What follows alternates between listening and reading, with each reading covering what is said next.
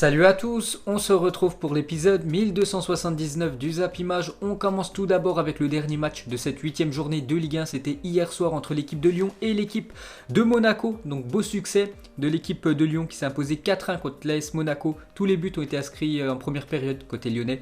Donc un but de Depay, un but de Houssem Aouar sur penalty et un doublé de Toko Ekambi qui avait aussi inscrit un doublé la semaine dernière contre l'équipe de Strasbourg contre un but de Ben Yedder sur penalty. Donc l'OL s'impose largement face à Monaco. Donc on peut voir qu'ils font la une aujourd'hui du journal Équipe. Donc Lyon dans la joie en une de ce journal. Donc grâce à 4 buts marqués en première mi-temps, l'OL revient à 2 points du podium. Donc ça va plutôt bien actuellement pour Lyon. Donc Lyon en première mi-temps, c'était seulement 28% de possession de balle. Voilà, quasiment tout le temps, c'était les joueurs de Monaco qui avaient le ballon.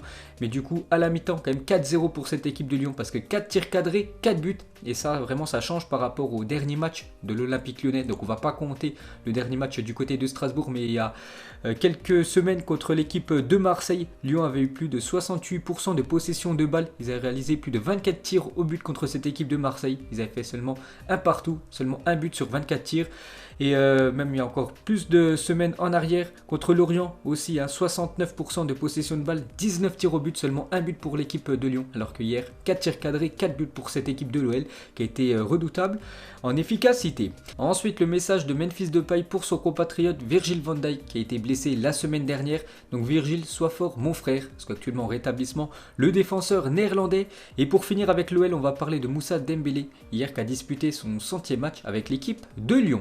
Ensuite, cette fois-ci, on va parler du Paris Saint-Germain qui jouait samedi soir contre l'équipe de Dijon. Et gros succès du PSG avec un doublé de Moskin, ses 2 premiers buts sous ses nouvelles couleurs, et un doublé de Kylian Mbappé. Il a commencé sur le banc, donc il est rentré, je crois, à l'heure de jeu. Il a marqué un doublé.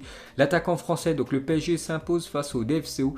Donc on revient sur Mbappé sur ses 8 derniers matchs en Ligue 1. Donc 10 buts et 4 passes D. Donc en Ligue 1, voilà, il survole quand même ce championnat avec ses stats. Kylian Mbappé en Ligue des Champions, on sait que c'est un peu plus compliqué pour l'attaquant français. Et Mbappé est devenu donc ce week-end le 6e meilleur buteur de l'histoire du Paris Saint-Germain. En tout, il a fait déjà 130 matchs avec le Paris Saint-Germain et 96 buts inscrits, toutes compétitions confondues pour le crack français.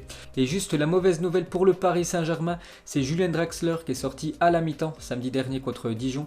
Donc il est forfait pour le match de Ligue des Champions contre l'Istanbul Başakşehir. Donc le match sera à 19h mercredi.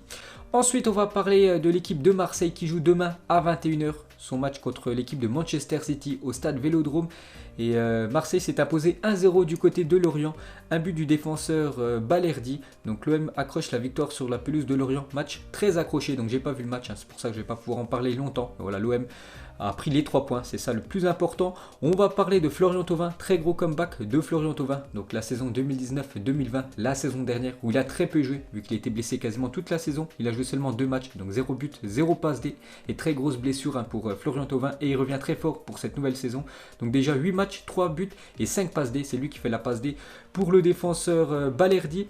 On va parler de Dimitri Payet qui était suspendu hier. Donc l'OM avec Payet sur ses 10 derniers matchs. Donc seulement 2 victoires, 4 matchs nuls et 4 défaites. Et quand l'Olympique de Marseille joue sans Dimitri Payet sur ses 6 derniers matchs, c'est 5 victoires, 1 match nul. Donc en gros, on sait que c'est un joueur cadre, mais peut-être faut laisser voilà, sur le banc Dimitri Payet et faire confiance aux autres joueurs marseillais. Parce que quand il n'est pas là, voilà, les stats le prouvent, Marseille gagne.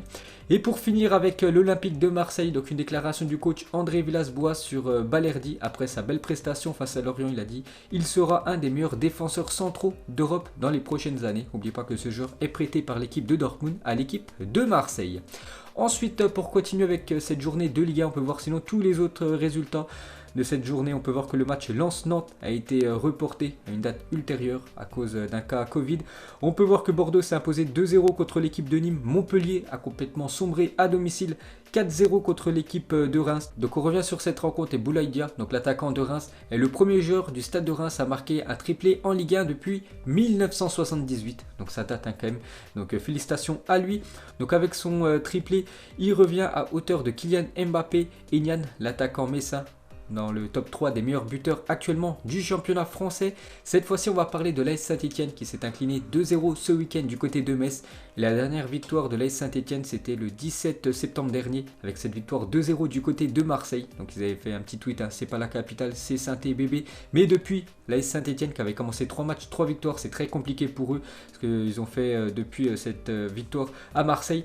Donc ils ont fait 5 matchs, 4 défaites et un match nul pour les Verts.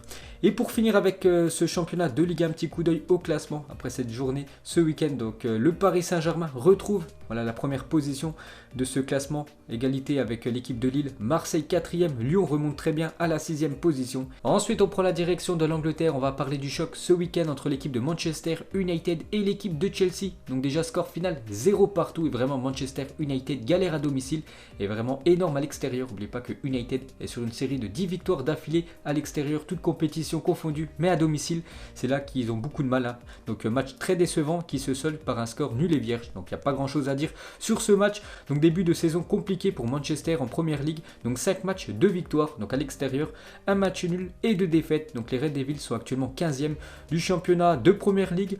On peut voir les retrouvailles pour les deux anciens joueurs du Paris Saint-Germain, donc Thiago Silva côté Chelsea et Edinson Cavani qui a joué ses premières minutes avec sa nouvelle équipe de Manchester United. Donc les deux se sont affrontés ce week-end.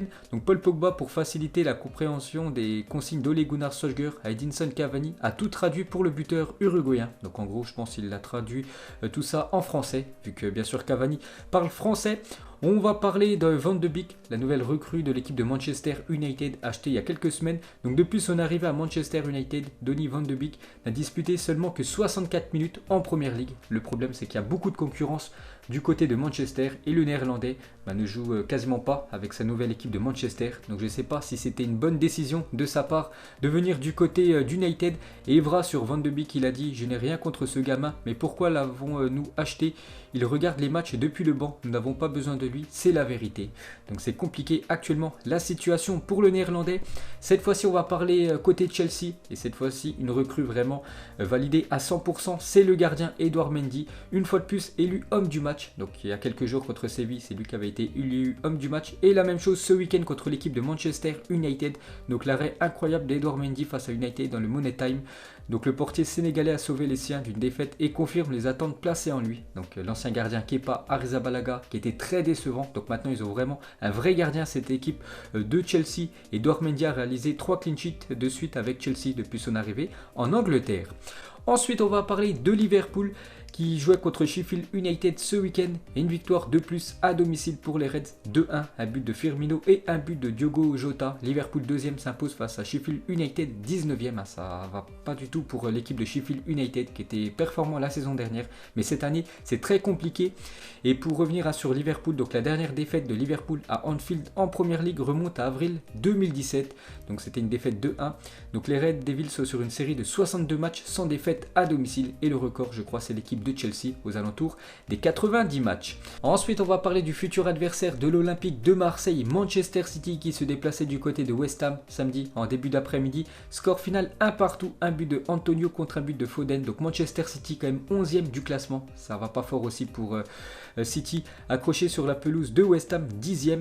Et pour finir avec Manchester City, donc une mauvaise nouvelle pour eux parce que sorti sur blessure face à West Ham, Sergio Aguero pourrait manquer le match de mardi face à l'Olympique de Marseille. L'Argentin est touché aux ischio-jambiers, donc il pourrait être forfait demain. Ensuite cette fois-ci on va parler du derby du nord de Londres hier soir entre l'équipe des Gunners et l'équipe de Leicester, et c'est Leicester qui est venu s'imposer 1-0 du côté de Arsenal comme d'habitude. Le buteur côté Leicester, c'est Jamie Vardy. Donc belle victoire de Leicester 4e qui vient s'imposer sur la pelouse d'Arsenal 10e quand même les Gunners. Donc ça va pas fort actuellement. Donc première victoire de Leicester lors de ses 24 derniers voyages en championnat à Arsenal depuis 1973. Ils s'étaient pas imposés en championnat cette équipe de Leicester. Du côté tout simplement de Arsenal, on continue avec les Gunners, n'a pas réussi à marquer pour la 4e fois seulement lors de ses 74 derniers matchs à domicile en PL depuis novembre 2016. Donc les 3 autres fois vous avez fait un match à domicile sans marquer, c'était contre Manchester City, et la 4e fois sur 74 derniers matchs à domicile, c'était hier contre Leicester. Ensuite on revient sur le buteur de la soirée, Jamie Vardy a marqué 11 buts en 12 matchs contre Arsenal, vraiment c'est sa proie favorite. Jamie Vardy, cette équipe des Gunners, seul Wayne Rooney a fait mieux dans l'histoire de la première ligue. Donc Wayne Rooney lui c'est 12 buts contre les Gunners, et on peut voir que l'attaquant anglais Jamie Vardy répond à chaque fois présent contre les grosses écuries anglaises, parce que face au top 6 de première ligue, on peut voir le nombre de buts qu'il inscrit en championnat. Donc beaucoup de buts contre Arsenal, je vous ai dit, c'est sa proie favorite. Mais c'est la même chose contre Liverpool, City, Tottenham, United et Chelsea. Il marque souvent Jamie Vardy. Et cette fois-ci, lui, ça va un petit peu moins bien actuellement. C'est l'attaquant de Arsenal, Pierre-Emerick Aubameyang. Et pour la première fois depuis qu'il est arrivé à Arsenal, Pierre-Emerick Aubameyang n'a pas inscrit le moindre but sur ses 5 derniers matchs de Première Ligue. Donc sur les 5 derniers matchs, aucun but pour Pierre-Emerick Aubameyang. C'est la première fois que ça lui arrive depuis qu'il est arrivé en Angleterre. Et pour finir avec l'attaquant gabonais, donc il a retrouvé Wesley Fofana qu'il avait rencontré en 2013 lorsqu'il évoluait du côté de l'AS Saint-Étienne. Ensuite, cette fois-ci, on va parler de Wolverhampton qui jouait contre Newcastle, un partout entre les deux équipes qui se neutralisent. Donc côté Wolverhampton, comme d'habitude, c'est l'attaquant mexicain qui a inscrit le but. Donc Raúl Jiménez est une machine, donc 82 matchs de Première Ligue pour lui et quand même 34 buts inscrits, quasiment un but tous les 2 matchs pour l'attaquant mexicain. Et pour finir avec Wolverhampton depuis le retour en PL, donc c'était en 2018-2019, les Wolves n'ont pas réussi à marquer en première mi-temps de 58 matchs. Donc souvent, ils trouvent la solution en deuxième mi-temps, donc plus que toute autre équipe dans la première division. Donc par exemple, ce week-end contre Newcastle, ils ont inscrit leur but en deuxième mi-temps. La même chose contre Leeds United il y a quelques jours. Ils ont inscrit le but victorieux en deuxième mi-temps. Donc ils ont beaucoup de mal à inscrire des buts en première mi-temps, cette équipe des Wolves. Et pour finir avec ce championnat anglais, on termine avec le leader Everton qui vient de connaître sa première défaite en Première Ligue parce qu'ils se sont inclinés ce week-end 2-0 du côté de Southampton. Donc voilà, première défaite pour l'équipe de Carlo Ancelotti. Et voilà, ça va un petit peu mieux pour Southampton parce que l'année dernière, un an jour pour jour, c'était exactement le 25 octobre 2019, donc c'était hier bien sûr. Southampton, Leicester, donc il s'est incliné 9-0 à domicile. Et hier, le 25 octobre 2020, cette fois-ci, Southampton s'impose 2-0 contre le leader de l'APL. Et pour finir avec ce championnat anglais, donc on peut voir le classement. Donc première position, Everton devant Liverpool, Aston Villa 3e, Leicester 4e. On peut voir que l'équipe de Leeds United en 5e position. Ensuite, on quitte l'Angleterre, direction l'Espagne. On va parler du Classico qui avait lieu ce week-end. Le Barça recevait l'équipe du Real Madrid et c'est le Real Madrid qui est venu s'imposer 3-1 du côté du Camp Nou. Un but de Valverde, un but de Ramos sur penalty et un festival de Luka Modric dans les dernières secondes du match. Donc le Real l'emporte dans ce Classico. Donc côté barcelonais, c'est Ansu Fati qui inscrit l'unique but pour cette équipe. Donc on peut voir les unes des journaux sportifs espagnols. Donc le Real revient toujours et les Madrilènes frappent un grand coup au Camp Nou et se sortent de la crise parce qu'actuellement le Real Madrid est en crise avant la victoire bien sûr, vu qu'il restait sur 2 défaites, et avec cette victoire surtout contre l'ennemi, le rival barcelonais. Donc ça fait un bien fou à cette équipe entraînée par Zidane, donc vainqueur du Classico avec le Real Madrid. Zinedine Zidane s'est délivré de la crise et l'a transmise cette fois-ci au Barça, après cette nouvelle défaite à domicile du Barça contre le Real Madrid, parce que Zidane vient souvent s'imposer du côté du Camp Nou avec son équipe du Real. On va en parler juste après. Donc déjà Zidane il a dit c'est une victoire d'équipe. Nous avons fait le match parfait en terminant sur le super but de Luka Modric. J'ai vu l'équipe se réunir ensemble comme un groupe et je suis ravi pour eux. Nous pouvons être contents de ce que nous avons fait. Donc ils ont fait tout simplement le match parfait, cette équipe de Zidane du côté du Camp Nou. Donc on continue avec eux. Donc le Real n'a jamais perdu au Camp Nou depuis que Zinedine Zidane est l'entraîneur des Merengues. Donc en tout 6 fois il est venu du côté du Camp Nou avec son équipe du Real en tant qu'entraîneur bien sûr. Et à chaque fois, aucune défaite quand même, donc c'est plutôt pas mal son bilan.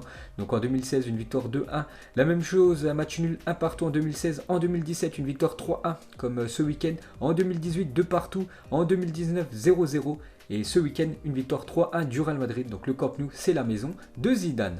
Ensuite, une autre bonne nouvelle pour Zinedine Zidane qui récupère Eden Hazard qui était forfait pour le Classico. Donc il est de retour dans le groupe du Real Madrid pour affronter le Borussia Mönchengladbach. Donc demain en Ligue des Champions, on peut voir les joueurs convoqués côté madrilène pour ce match demain en LDC. Victoire obligatoire après leur défaite mercredi dernier contre le Shakhtar. Donc on revient sur Sergio Ramos inscrit face au FC Barcelone, son 100e but avec le Real Madrid. Déjà 100 buts inscrits avec le Real pour Sergio Ramos qui est quand même défenseur, c'est quand même une stat incroyable pour le défenseur espagnol. Cette fois-ci on va parler de Benzema qui a enregistré face au FC Barcelone sa 250e victoire en Liga avec le Real Madrid. Félicitations à lui.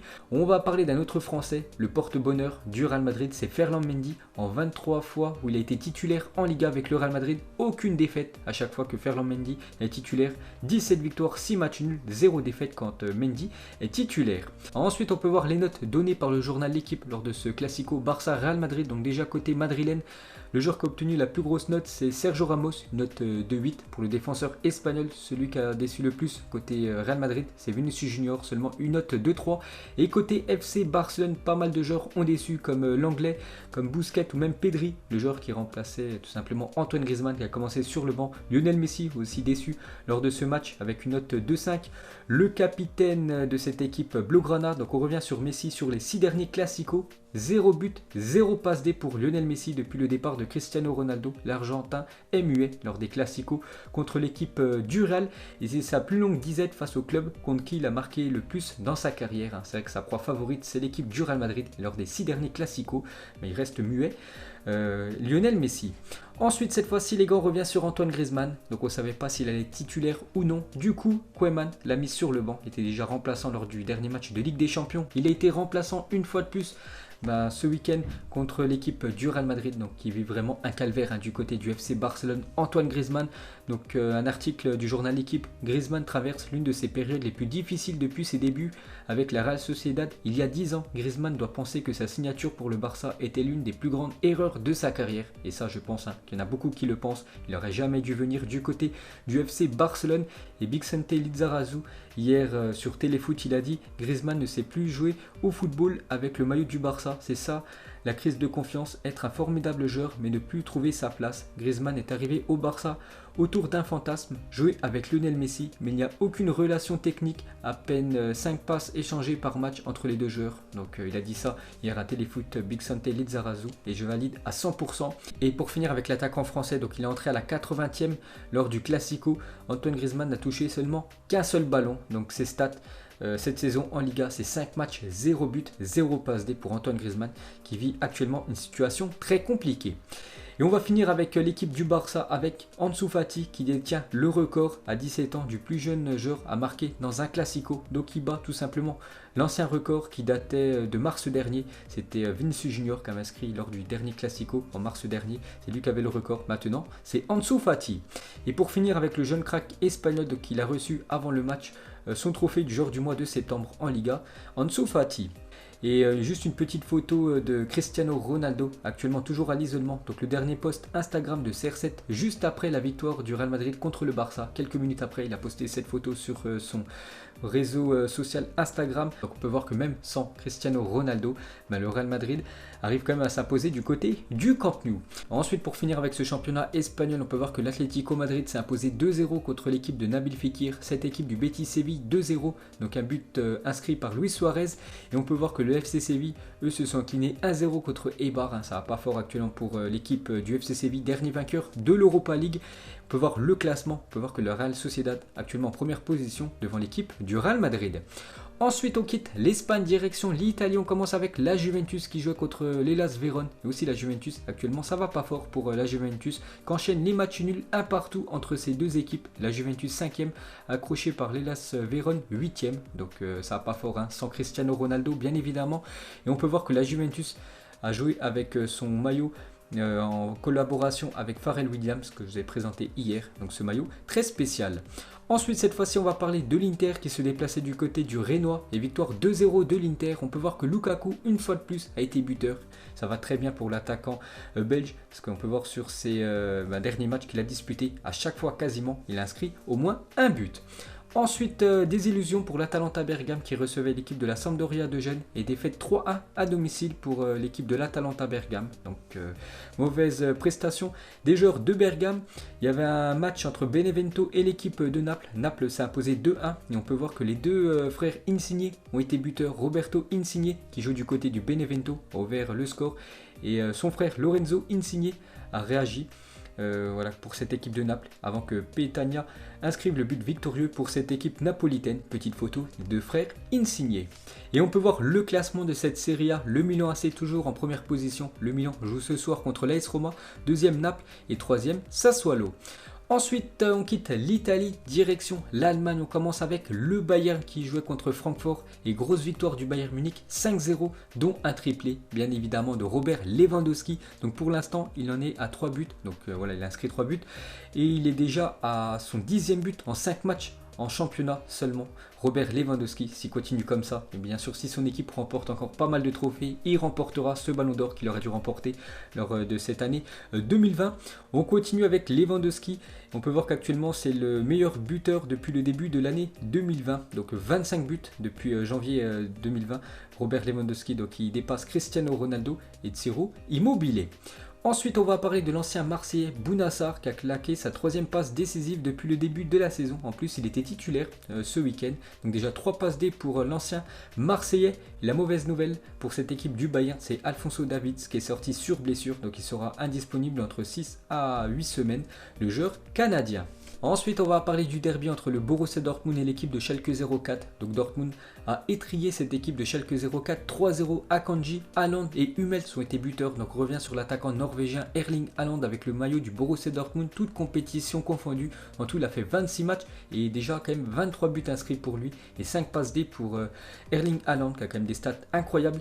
Et côté Schalke 04, actuellement, c'est très compliqué pour cette équipe parce que Schalke 04, la dernière victoire pour eux, ça remonte au 17 janvier dernier, alors qu'on est quand même mi-octobre. Donc ça fait quasiment 10 mois qu'ils n'ont pas remporté un seul match, cette équipe de Schalke. Donc c'était contre le Borussia Mönchengladbach.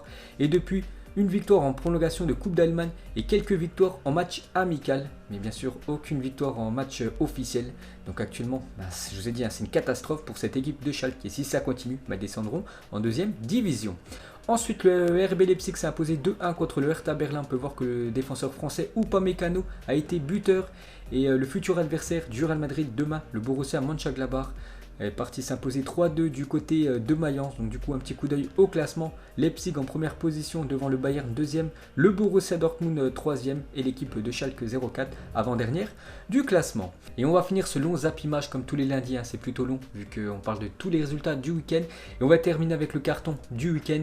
C'était aux Pays-Bas, l'équipe de l'Ajax s'est imposée 13-0 à l'extérieur du côté de Venlo. Donc c'était en championnat, c'était pas un match de coupe des Pays-Bas par exemple contre une équipe de division inférieure, pas du tout. C'était une équipe de première division et 13-0 pour l'Ajax, incroyable. La dernière plus grosse victoire en championnat, c'était un 12-1 à domicile contre Vitesse en 1972. Donc maintenant, c'est le record du club. Donc incroyable cette victoire. Donc l'Ajax vient de s'imposer 13-0 face à Venlo, réduit à 10 à la 52e minute. Et après ce carton rouge, donc ils ont complètement sombré cette équipe de Venlo. L'Ajax a ensuite inscrit 9 buts entre la 54e et la 87e minute de jeu. Donc 9 buts en seulement 30 minutes de jeu. C'était un festival. Et on va parler d'un joueur qui a été élu homme du match, lui qui a vraiment régalé, Lassina Traoré avec l'Ajax Amsterdam ce week-end. Donc il a inscrit 5 buts et 3 passes D dans ce match. Son équipe a gagné 13-0. C'est incroyable la prestation de l'équipe néerlandaise. Donc voilà les gars, la fin de ce long zap image 1279. Donc si ça vous a plu, un petit like. On se retrouve demain pour le futur épisode. Ciao à tous.